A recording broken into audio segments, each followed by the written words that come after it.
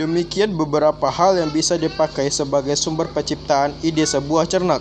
Tapi ingat, meskipun menulis cernak, pada dasarnya sama saja dengan menulis jenis cerita yang lainnya.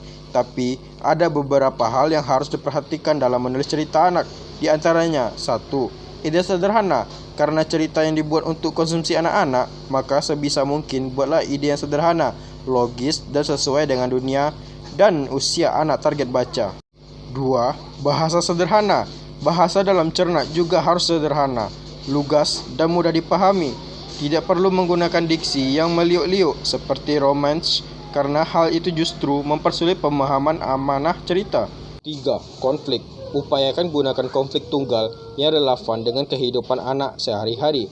Hal ini bertujuan untuk memfokuskan alur cerita agar pembaca tidak kesulitan dalam menyerap jalan cerita. 4. Tokoh terbatas. Dalam cernak sangat disarankan untuk tidak terlalu banyak tokoh. Gunakan tokoh yang penting-penting saja dalam arti yang benar-benar memiliki peran nyata bagi jalannya cerita. 5. Dialog. Tulislah dialog yang lugas dan to the point pada permasalahan. Jangan bertele-tele dengan dialog karena hal itu akan semakin mengaburkan inti cerita. 6. Klimaks. Dalam cernak, klimaks dari sebuah konflik hendaknya berdasar pada pendidikan karakter, yaitu bahwa kebaikan selalu menang dari kejahatan. 7. Amanah. Dalam menyampaikan amanah cerita, buatlah selogis mungkin. Jangan ada kesan menggurui, sehingga cerita tidak menjemukkan.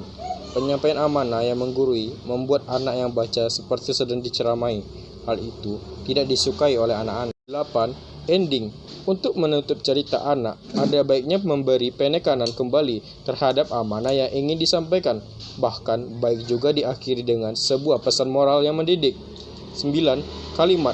Dalam menulis cernak, upayakan kalimat tidak terlalu panjang-panjang, sesuai dengan usia pembaca. Ingat, kemampuan kecepatan membaca dan menangkap pesan setiap anak-anak itu berbeda-beda.